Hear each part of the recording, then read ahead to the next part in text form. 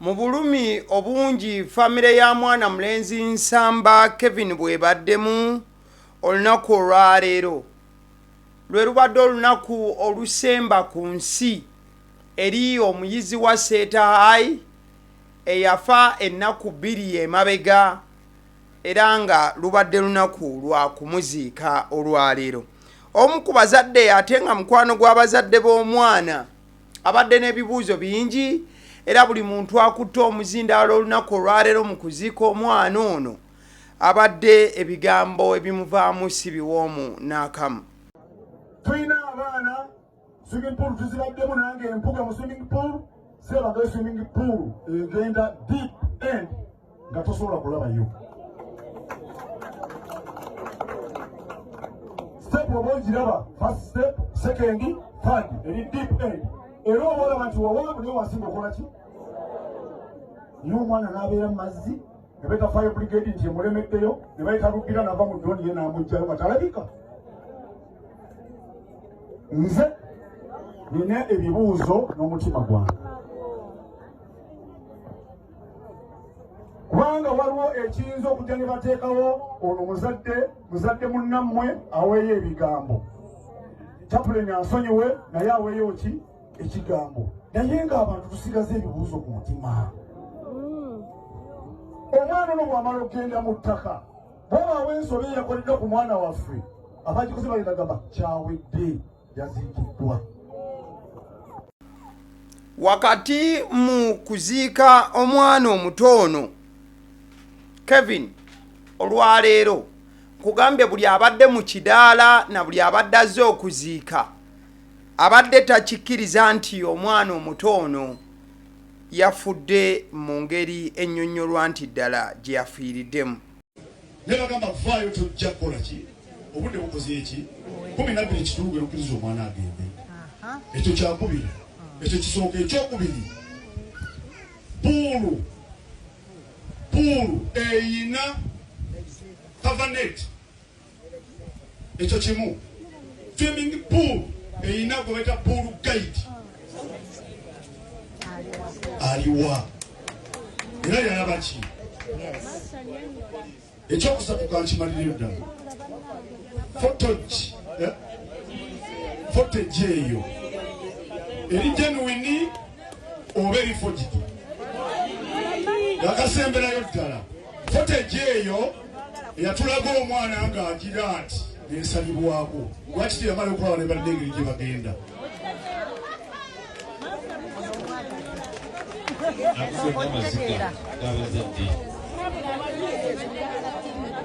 Abazadde abonna boogera ebyogerwakuwulira tyensuubira management y'essomero. Nkugambye okuziika kubadde kujjudde ebibuuzo byereere. Abazadde naddala aba Seeta ababaddewo wamu n'abazadde b'omwana mulenzi ono eyafudde bannange. Saatubere bakakkamu engafane twafiiriddwa buli mu nnaku saamukkirize programu esooka etambule wakkiriza okusasika entuukiriza mukolo kufundikira. Abantu obwedda bo si basanyufu naddala eri essomero kyannaku nnyo nnyini ddala nga bw'olengera awo omwana mulenzi ono Kevin Nsamba aziikiddwawo olunaku olwaleero. Munamungi w'omuntu abadde azze omwana omuto bw'ati abadde mu ssomero ng'alina ebirooto naye nga ye nti bw'amaliriza okusoma ayagala kusoma kino era mu future anaabeera bw'ati. Poliisi yavuddeyo n'ebaako obubaka bwewa mu kulambulula byonna ebyaguddewo. Bamala okuwuga ne bavaamu ne bagenda ne balaba firimu ku ssomero kuba yali movie night, era essaawa ezo baatandika okumunoonya nga tebamulaba. Essomero lyonna lyagezaako okumunoonya naye nga talabibwako. Ne baddamu ne bamunoonya mpaka we baagudde ku mubiri gwe nga guli mu swimming pool. Bategeezezzaako poliisi y'Embalala olunaku olwajjo, poliisi y'Embalala okutegeezaako poliisi y'e Mukono wamukutte. Essaawa zino wakumya ku poliisi yaffe e Mukono nga naye wakugibwako statement ku nsonga oba oli awo ayinza okuba yabeeseza obulagajjavu mwana ono n'afa.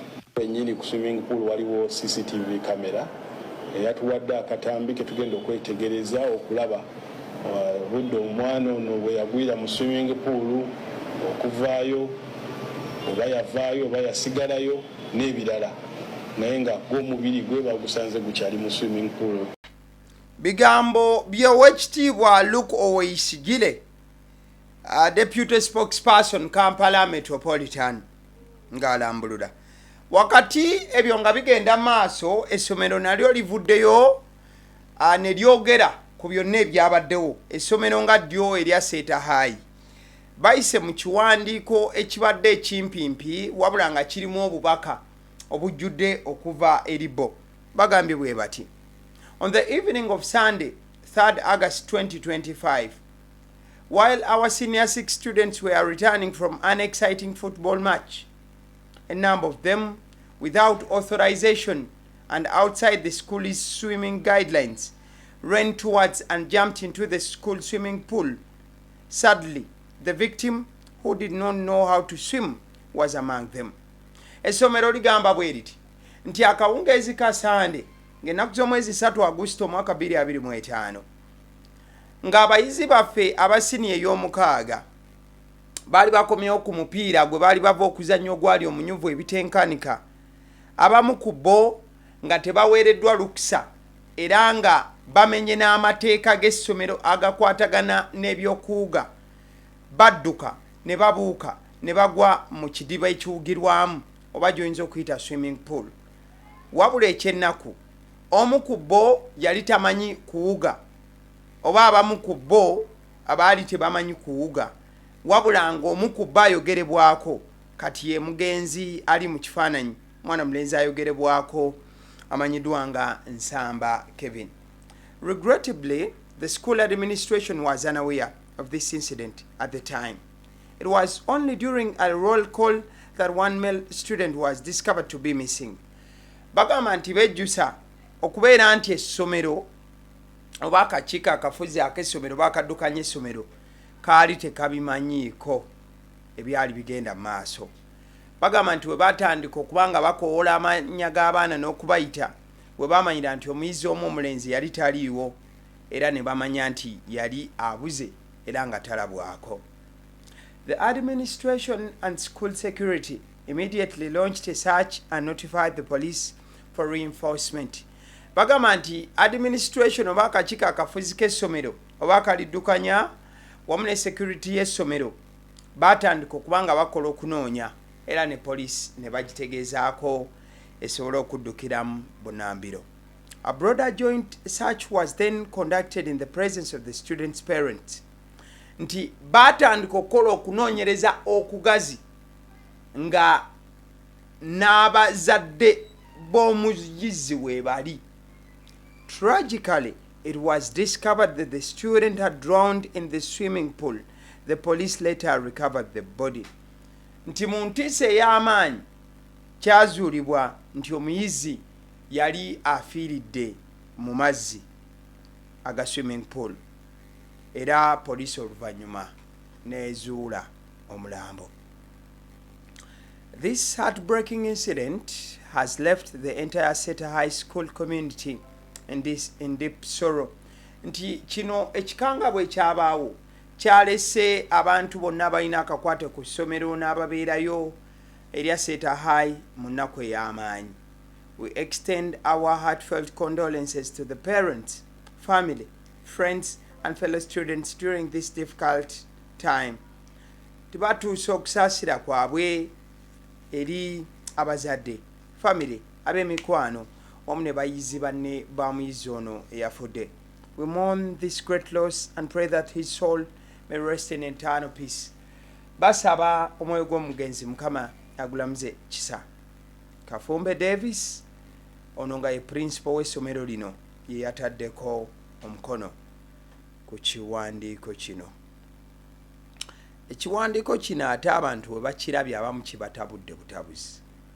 Akaseera waliwo omwana mulenzi amanyiddwa nga Elishama Sesaaze yafa mu February w'omwaka guno eyali asomera ku ssomero lye limu. Bwe yafa tebalina kiwandiiko kye baafulumya ng'ekifaananyeeko bwe kiti.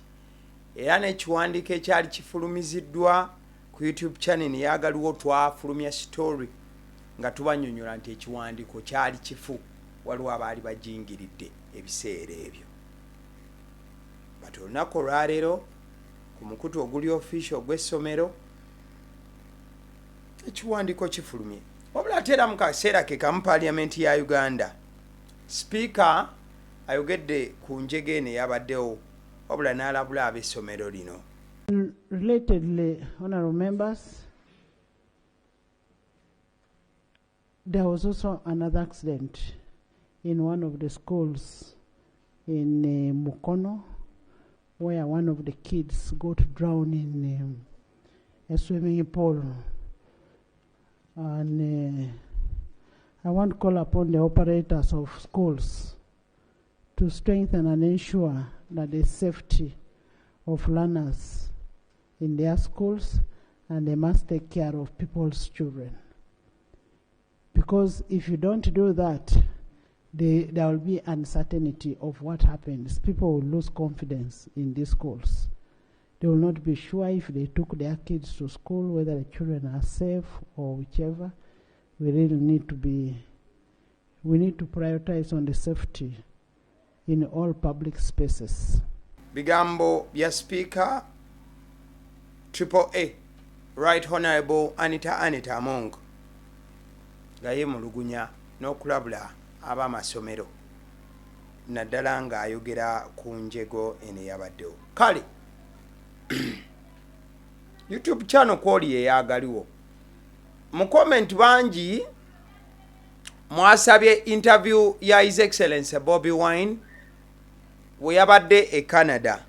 Munamawulire oyo omuzungu ebibuuzo bye yamubuuza n'ebyo His Excellency Bobi Wine bye yaddamu. Sigala ku video eno tugenda kubanga tutambula kanemu kanabbiri. Interview eno tugisaba okulule. Wabula engeri gy'ogifunamu kiri eriggwe. Sigenda gattamu byange. Ngenda bikunyonnyola mu bujjuvu bwabyo nga bwe byabadde. Tusooke ku bibuuzo ebyabuuziddwa Bobi Wine na biki ebyaddiridde. Nsaba okkakkane owulirize. You've spoken about a new Uganda, and I asked this slightly a bit before, but I want to be a bit more specific. And what does this new Uganda look like with governance and democratic models? And that's all my questions. Thank you so much. Ekibuuzo tukiddemu. You've spoken about a new Uganda, and I asked this slightly a bit before, but I want to be a bit more specific. And what does this new Uganda look like with governance and democratic models? And that's all my questions. Thank you so much. Kale, with governance and democratic modules. Omuzungu yabuuza His Excellency Bobi Wine nti mu byoyogedde oyogedde ku Uganda empya.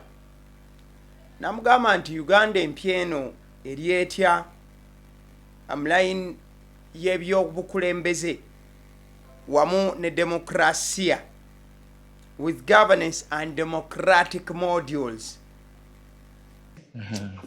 The new Uganda, now I want you to imagine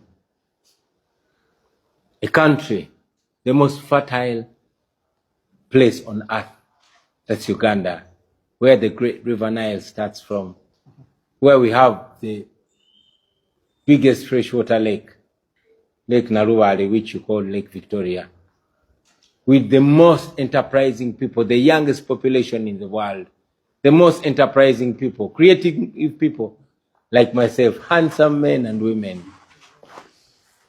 Now, those are the resources. But the ideas we have for that country, first of all, is to return the rule of law, to return freedom,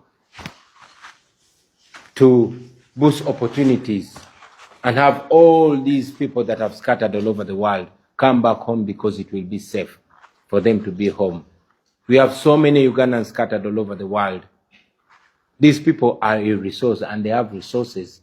So if we stabilize our country and make it free and democratic, I am sure that many resourceful people will flock in from across the world, talented, educated, skilled and knowledgeable people, especially young people, Ugandans that are scattered all over the world, who want to beacon them and have them back to the country. And that massive resource will be channeled to different sectors to develop the country. We are going to crack down on corruption. We lose so much money on corruption, a third of our national budget, of our collection in revenue. That money alone, in our own calculation, can actually fix 100% of our road network in Uganda in a matter of 3 years. We will do that. And if we have a functioning road network, you're going to see supersonic development. Because we Ugandans have many times been ranked among the most enterprising people in the world, but we're only held back with the third world leadership. So when you drop the third world leadership, you're going to have a first world president, and that's the one before your eyes. Ebigambo, His Excellency Bobi Wine byazzeemu era binyonnyola nga bwe byabadde. Interviewer yambuuza nti what is the new Uganda like? The new Uganda you've talked about, what is the new Uganda like in line with governance and democratic modules?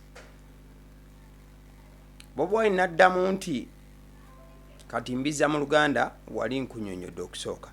N'addamu nti ku byamu akafaananyi eggwanga erikyasinze okubeera eggimu. Ku byamu akafaananyi eggwanga erina amazzi agali fresh ekitenkanika okuva mu nnyanja Nalubaale. N'agamba nti eggwanga ku byamu akafaananyi eggwanga erina abantu abakyasinze okubeera abayiiya, the most enterprising people.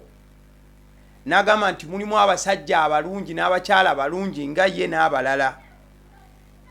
Mukadde ke kamu n'agamba nti abo abasajja abalungi n'abakyala abalungi n'abantu abalungi abali enterprising, abo bo bennyini be ba resources era basobola okubeera resourceful. N'agamba nti ajja kukakasa nti bannayuganda aba scattered, kyowulidde, abasaasaanidde wonna bakomawo bongere okubeera resourceful eri eggwanga.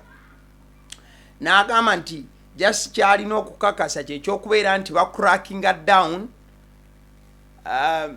ba third world leaders, nti abakulembeze abakyayina endowooza eri oba enkola ey'ensi zino ez'oluse olwokusatu. N'agamba ate tumalirize nga tuyina ba president abalungi nga ye eyabadde ayogera maaso g'omuzungu oyo eyabaddewo. Tugende mu maaso.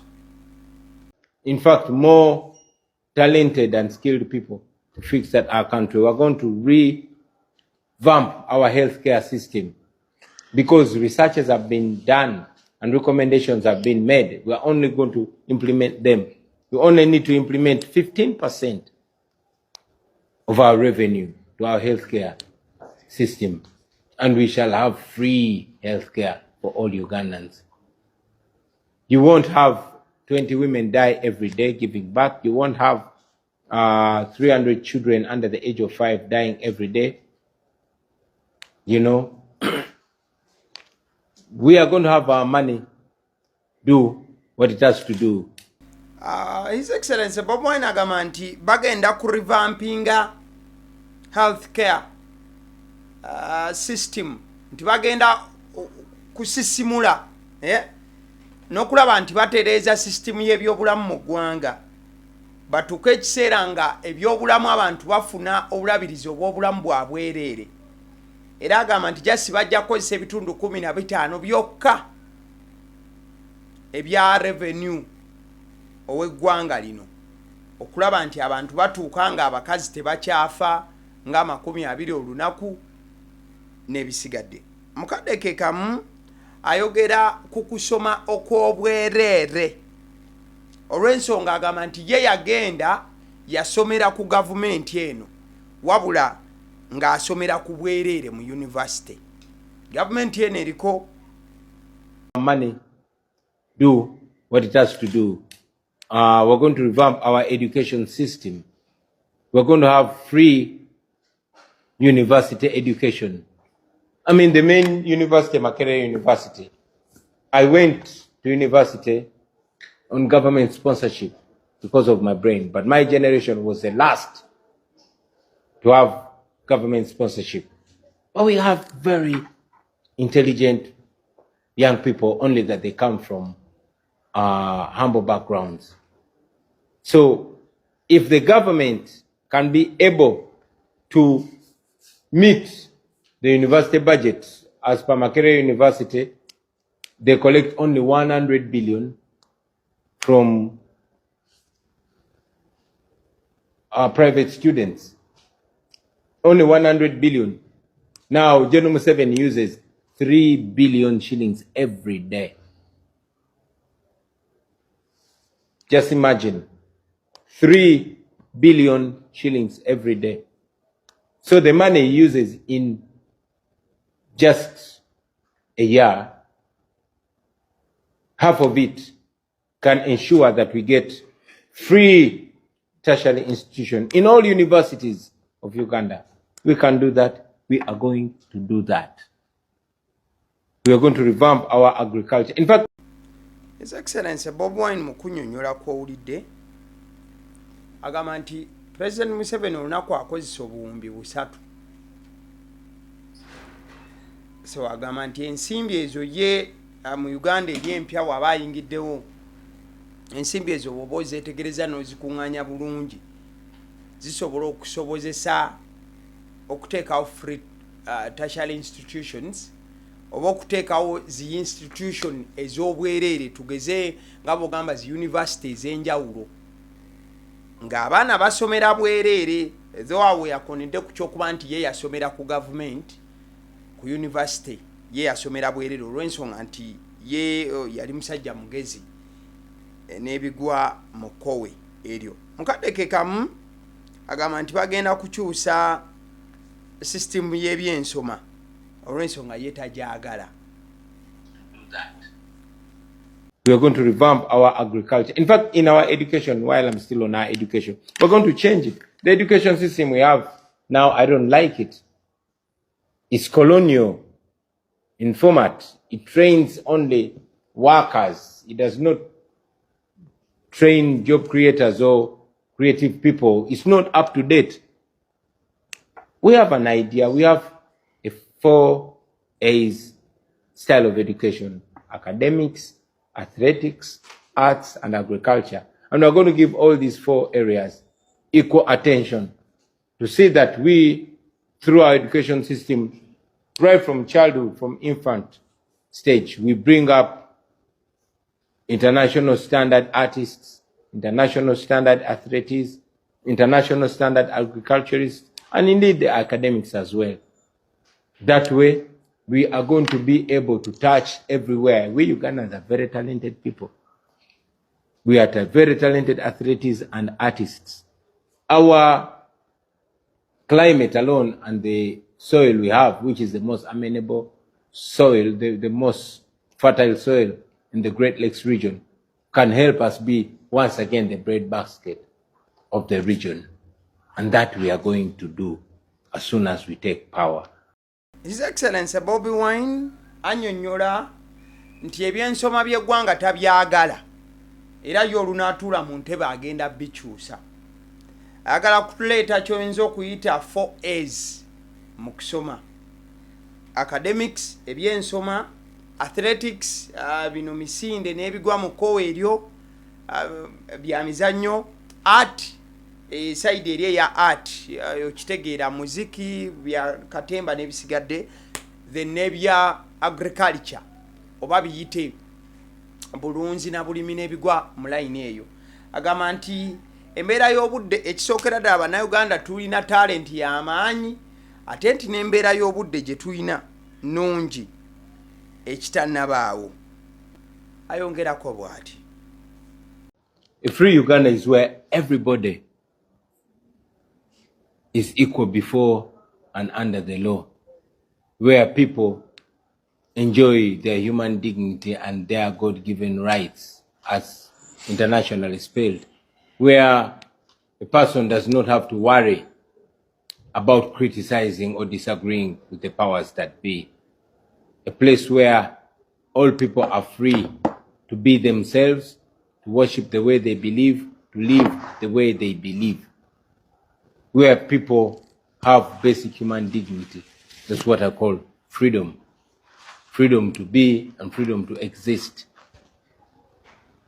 That's my vision of a free Uganda, where people are not ruled by politicians, but the other way around, where leaders are servants and people are the true bosses, where people can elevate a leader and also bring down a leader, where they can vote a leader into power and vote him or her out of power. That's what I call freedom. Mu statement ze yayogedde oba mu ebyo by'owulidde, annyonnyola ekyokubeera nti ayagala eggwanga lya Uganda okubeera nga lyetadde, nga lijjudde eddembe, era ng'abantu tebatya kubeerako obubaka bwe baweereza abo bali mu buyinza n'okubanenya kw'ebisobye. Yayogedde ku statement egamba nti basic human dignity, freedom to be and freedom to exist. Nti ajja kuleetawo eddembe nga buli muntu wa ddembe okubeerawo era n'eddembe ery'okukola kyonna ky'ayagala. Era mukadde ke kamu annyonnyola ekyokuba nti abakulembeze bajja kufuuka baddu eri abo be baweereza era ng'abantu be ba boss. Bigambo bya His Excellency Bobi Wine. I mean, just imagine me as president and I'm visiting Canada.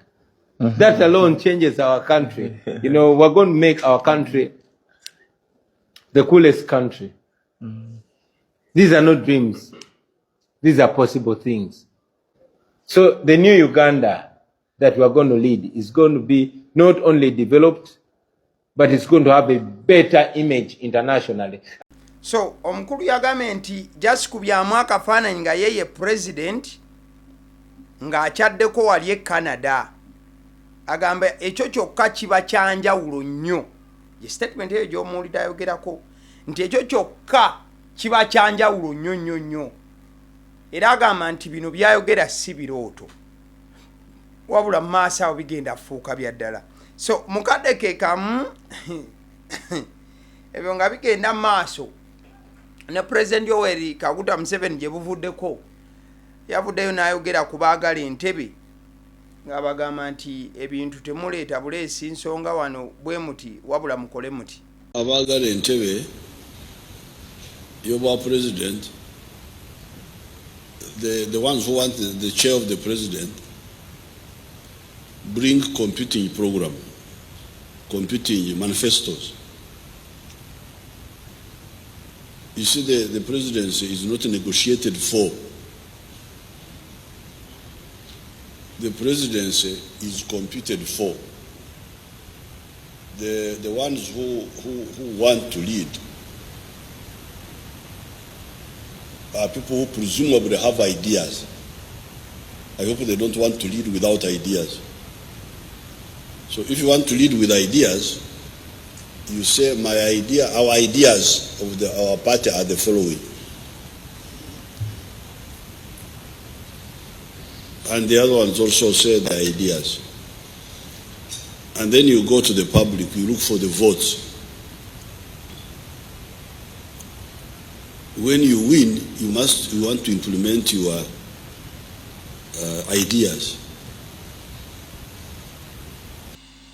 So, President Museveni yabadde aweereza obubaka eri Bobi Wine, NUP ng'ekibiina n'ebibiina ebisigadde wamu n'abakulembeze abaagala okumujja mu ntebe.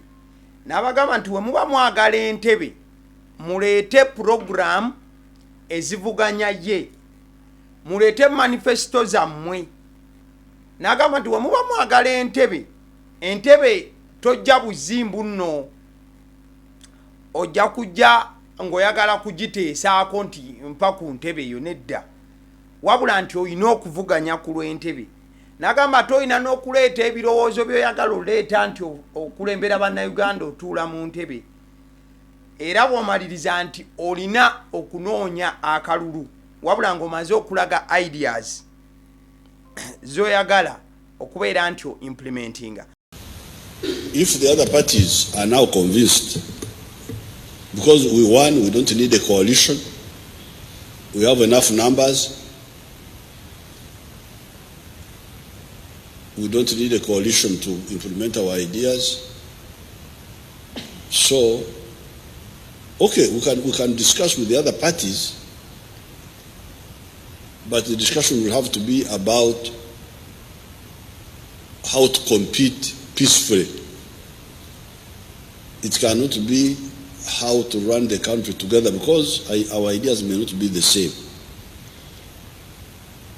But maybe if the other groups have changed their ideas, they want to support our ideas. Because for our principles are patriotism, Pan-Africanism, socio-economic transformation, and democracy. The only thing we share with most of the others is democracy. So, akatambi ako kaje buvuddeko emyaka nno nga giijo, President Yoweri Kaguta Museveni yali ayogera ku kyentebe ye n'abo abagyetaaga, but ennaku zino kabadde kakomyewo nga katrendinga, at the same time nga ka-applyinga eri bannabibiina bonna omuli ne His Excellency Bobi Wine n'abalala, naddala mu layini eyo ey'okuba nti be bamutaddeko pressure y'okubeera nti baagala ntebe, n'okumugamba nti Mwami Museveni ssebo wooli naffe tusobola okuba nga tujja ng'emijiji emipya ne tutuulamu. So video eyo yabadde etandise okubeera nga etambula here and there, then I thought maybe we could get it for you, n'osobola okuba nga weetegereza embeera. Kale olunaku olwaleero kooti zigenza owera ssaawa 4 ez'okumakya nga High Court ekubyeko ne namungi w'omuntu. Abantu ekibadde kibaleese olunaku olwaleero kwe kuwuliriza okusalawo kwa kooti ku kugaba bail eri Dr. Kiza Besigye wamu n'omuyambi we Haji Obed Lutale. Ensonga defense gyebaddeewa, wenjogera defense man njogera ku Dr. Kiza Besigye wamu ne Haji Obed Lutale, mba njogera ku bannamateeka abo mbadde Martha Karua abaddewo, ndabe ku Dr. Kiza Besigye, ndabe ku Eyalese Ruyimbazi Nalukola, Aaron Kiza n'abalala mbalabyeko olunaku olwaleero, ne male nno mulabyeko awo male mabirizi olunaku olwaleero. Abamu ku babadde bazze okweyimirira Dr. Kiza Besigye kubaddeko MP wa Kira Honorable Semjunganda abaddewo butereevu, ndabyeko omukulu Harold, n'endaba ku Dr. oli omulala abadde era ayagala okweyimirira Dr. Kiza Besigye, ndabyeko ku mukulu eyaliko leader of opposition Wafula Ogutu naye abaddewo. Bano babadde bazze kweyimirira Dr. Kiza Besigye olunaku olwaleero. Ensonga badde esinza okuba nga ebaleeta y'okuba nti ssemateeka waliwo section 2023 bracket 6 bracket C bwemanga njikootinze bulungi, ssemateeka wa Uganda agamba singa omuntu abeera ku alimanda okumala ennaku 18 abeera alina okuweebwa mandatory bail. eggwanga constitution emulagira okuweebwa bail. So yensonga etubadde tulese nga twagala kulaba oba dokita anaateebwa. Wabula gye bikkidde ng'abooludda olwabi bakalambidde ne bagamba nti sebo omusajja tannaweza nnaku 18. So gye tukkidde akawungezi, by the way kooti etudde okumala essaawa 6 n'omusobyo nga Dr. Kizza Besigye ayimiridde buyimirizi kuva ku makya ssaawa 5 n'ekintu paka ssaawa 10 kumpi n'ekitundu nga tuli mu kooti, ekintu kitojjera butojjezi. Omulamuzi kyakoze akoze kye bayita adjournment of the court, oba kooti agyongeddeyo n'agamba nti olw'omukaaga lwa wiiki eno, not olw'omukaaga, olw'okutaano lwa wiiki eno ng'ennaku z'omwezi 8, jjukira leero ziri 6 kooti weetudde, so ng'ennaku z'omwezi 8 ku Friday omulamuzi agenda kuwa ensala okusalawo ba Dr. Kizza Besigye wamu ne Hajji Obed Lutale bafuluma ku bail oba nedda. Wabula ensala eno tetugenda kuddayo mu kooti. Ensala agenda wandika bbaluwa mu email agiweereza eri bannamateeka ba Besigye nga balaga nti ateereddwa afulume oba nedda. Tulinde ebbaluwa y'omulamuzi ewa ensala. Wakati nga tuli eyo ate gabadde mawulire mabi eri bannakibiina kya FDC. Omukulu gw'olaba ku screen y'omu ku basajja abagagga era abasajja ab'enjawulo, omu ku basajja abatandikawo FDC era abagivujjiriranga ssente, omukulu James Garuga Musinguzi olunaku lwaleero avudde mu bulamu obw'ensi eno. Ekibiina kya FDC ne ofisi yakyo gye kiina Najjanankumbi, omukulu ono James Garuga Musinguzi y'omu ku baafuba oba okutakaba n'ennyo okulabanga FDC ebaawo n'okugiteeka mu nsimbi. Omukulu James Musinguzi Garuga abadde musajja aweebwa ekitiibwa ennyo, omusajja muna business, ebyobufuzi ng'abitambuliramu era ng'afiiridde ku myaka 72. Okufa kwe kwongedde okuleeta ennaku naddala abantu ba Kigezi sub-region era nga bali mu nnyiike y'amaanyi. Si be bokka aba FDC ate era wamu n'aba PFF, cause PFF yavaamu FDC, bakyagenda maaso n'okuba nti banakuwala n'okunyolwa olw'okufiibwako omukulu Dr. James Musinguzi Garuga yafudde olunaku lwaleero.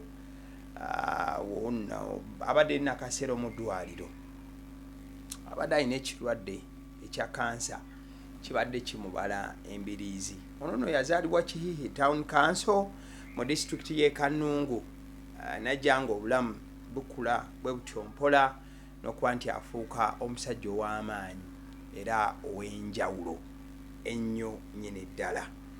So bakyagenda maaso okuba nti nno bongera okulaga okunyolwa bannabyabufuzi ab'enjawulo.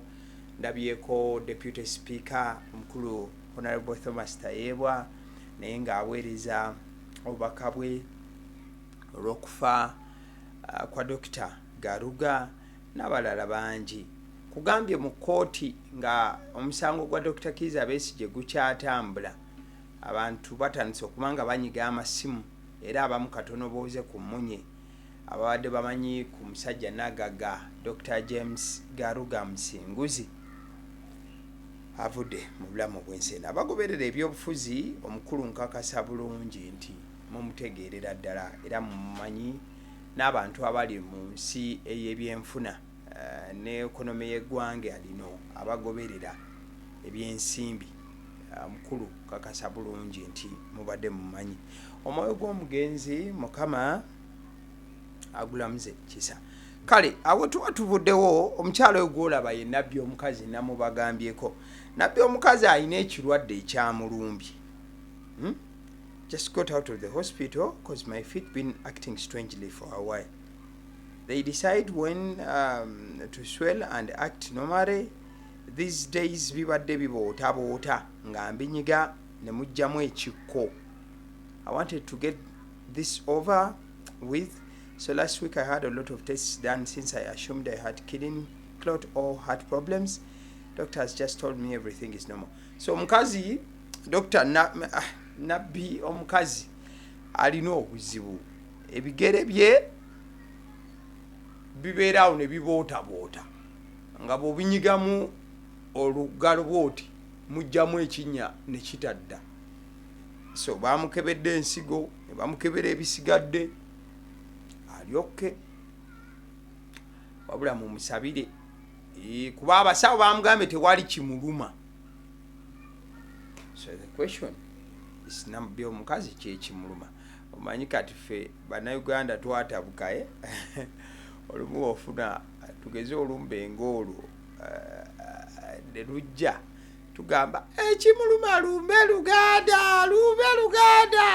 naye ate tali mu Uganda. Kati olumba Oluganda lulinnya n'ennyonyi simanyi temuntuuza mu bigambo. Kale njagala kutegeeza ku Alson Painters Yugi mukwano gwange bano basiizi ba langi bagamba nti ensonga zonna ezikwatagana n'okusiiga langi ekizimbe kyo bakubire ku 0705 19 36 bajja kuba babikolako. Kale kantumire ku balabi baffe aba YouTube channel eyagaliwo ababeerako nga temuvaako nabagamba kye mulina okukola kyakubeera nti bannange nabagamba kye mulina okuba nga mukola interview omukulu ereese obuzibu. Kale nabagamba kye mulina okuba nga mukola kyakubeera nti mukomentinga ku YouTube channel eyagaliwo buli video gye nteekayo mbeera nja batumirako. Kale njagala okutumira ku Aisha wa Bebe, thank you so much for watching Agaliwo. Oli wa muwendo nnyo. Alex Kirenzi interview ndowooza ngikozeeko eya His Excellency Bobi Wine mugifunye bulungi mu video eno. Get favor nawe wasabye interview ngitaddewo. Waliwo gwe bayita Bluetooth webale nnyo okubeera ku Agaliwo. Sensoro oba Sensoro Rogers Sensoro webale nnyo muganda wange Sensoro okola kyamaanyi nnyo okubeera ku channel eno Sensoro. Mufumbiro Michael, thank you. Tamsuza Joel webale nnyo nnyini ddala. Waliwo eyita Bobi 77 webale kubanga olaba Agaliwo. Susan Namugenyi webale nnyo kuba nti olaba. Waliwo eyita Star TF8YK, thank you so much for watching. Kyakonyo oba Kyakonye Stephen, thank you. Ne Revan Ray Van Valiant, thank you so much for watching Agaliwo. Kale wembanga muli eyo mubadde mukimanyi nti mu nsi eno waliyo ebintu ebirimu obuwoomi nga obuwoomi obwo bwobanga obufunye owulira nga owoomerwa nnyo n'owoomerwa nga obuwoomi bukuli bulala. Seeka alina obuwoomi bw'amanyi. Seeka yatunyonyodde ku buwoomi. Naawe wuliriza Seeka okakasa oba obuwoomi bwe yawoomerwa naawe bw'owoomerwa ensangise. Allah obuwoomi yabussa mu bintu mmeka? Bw'oli bula obuwoomi mu bintu bisatu genda kuwangatto. Awala nekisooka Allah obuwoomi yabussa mu mmere. Ekyokubiri Allah obuwoomi n'abussa finnawum okwebaka. Okimanyi nti omuntu azuuka mu tulo ng'akimanyi basaala ssaawa 12 zennyini n'atunula bw'ati nga ziri 11 dakiika 58 n'agamba nayo dakiika zange 2. Kati olw'ogamba dakiika 2 zigenda kuyamba ki? Lwa nsonga nti otulo tuno Mungu yassaamu obuwoomi. N'ekisembayo mwenna mukimanyi. Kale tebakimanyi wabba. Kati gwe osobesa otya n'otawa homework n'ekisembayo mwenna mukimanyi. Kyekisobola okujja omukyala ewaabwe n'afumbirwa. Yes. Kitabula ensi. Omuntu aga wallahi nkutema. Ekyokusatu gwagamba nti ekitabula abantu kyoba wandiika nti ekitabula abantu. Seeka tuwe erinnya lyokusatu gweteekako ekitabula abantu. Kijeje ekitabula abantu nga kiwooma bwe kityo. abantu ne beetema mbw abantu beetema olw'ekintu nga kiwooma mbwe ekintu kiri awo kiwoomerera abantu beetema olw'ekintu ni Seeka n'atuwa omuwaaka Seeka ekintu lwaki takikubye ewaabwe ne tukimanya ne tumanya nti ekyo tokigula kiwooma nnyo kijja kuwoomerera sukaali akusukkeko. Manchester United timu y'abanaffe abaMan U bongedde okubeera nti beenyweza ku mwana mulenzi gw'olaba ku screen amanyidwa nga Sesco. Manchester United okusinziira ku mawulire agavaayo Man U ne RB Leipzig kati bali mu kwogerezeganya okwaddala oba bali mu kyoyinza okuyita direct talks.